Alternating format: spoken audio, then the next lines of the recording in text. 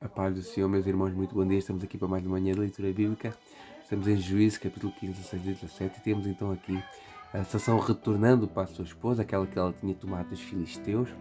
Só que ela havia sido dada a um companheiro dele, e ele, por vingança, queima toda a plantação de cereais dos filisteus. E eles, quando sabem disso, matam a sua esposa, matam a família, vão ter com ele ajudar. Judá entrega Sansão nas mãos dos filisteus e Sansão mata 1000 filisteus com a queijada de um jumento.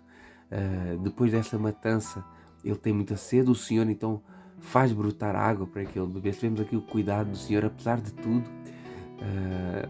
o Senhor faz brotar água para que ele matasse a sua sede. Depois disso, ele se continua na sua vida boémia e se junta a uma prostituta. Depois conhece Dalila.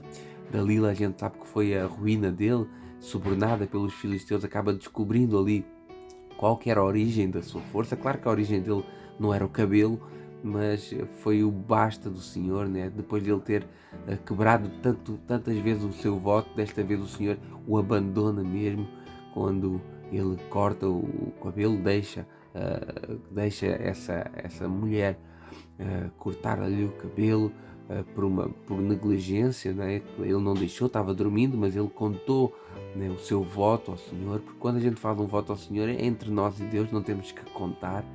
E ele contou ali o seu voto ao Senhor. Ela então adormece-o e corta-lhe os cabelos, e quando vem os filisteus ele então é levado, é-lhe arrancado os olhos e fica ali num estado de degradação do ser humano.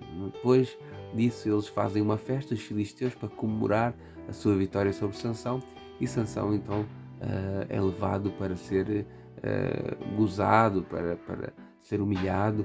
E ele pede então para que o coloquem entre as colunas do templo.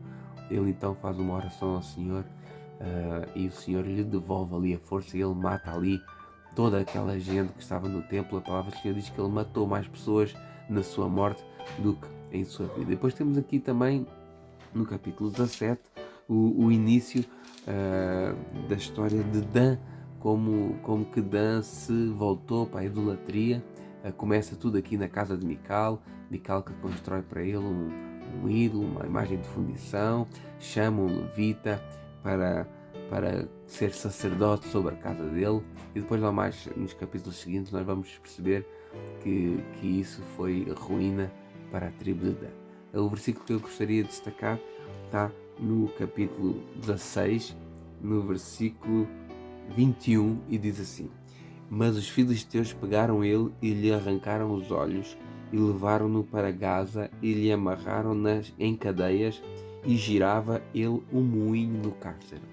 Nós vemos aqui um homem tão poderoso, um homem que talvez tenha sido o homem que Deus tenha dado a maior força física de toda a história da humanidade, e como que ele chega a um estado de degradação, um estado de humilhação, né? Empurrar uma roda do moinho, né? Estar ali naquela situação, cego, sem olhos, mas como que Deus coloca nessa posição e humilha, tudo fruto das suas decisões. Eu vejo que às vezes nós, e o caminho que a gente leva para a nossa vida, nos leva a tomar decisões erradas, nos leva a esquecermos do Senhor, e o Senhor permite isso às vezes para que a gente acorde, para que a gente abra os olhos. E quando ele, mesmo cego, chegou ali naquela situação, naquela humilhação, ele entendeu: olha, o que é que eu fiz, o que é que eu me tornei, o caminho que eu escolhi. Eu imagino que ele verdadeiramente abriu os olhos, apesar de não ter os olhos, abriu os olhos para aquilo que ele tinha feito e para aquilo que era a vontade do Senhor para a vida dele. E quando ele vai ao templo, ele ora ao Senhor com humildade, reconhecendo todo o mal que ele tinha feito, e o Senhor lhe restaura a força, porque o Senhor é um Deus longânimo, que nos ama e que nos perdoa. Então que a gente não venha a chegar a esse estado de Sansão, que a gente não venha a chegar à cegueira, a estarmos cegos, a estarmos sem olhos, mas que a gente possa andar sempre no caminho do Senhor, para que não sejamos castigados, não sofrermos esse mal, esse estado de decadência que às vezes o Senhor pode nos deixar chegar, para que a gente abra os nossos olhos. Deus abençoe a vida de cada um, e até amanhã.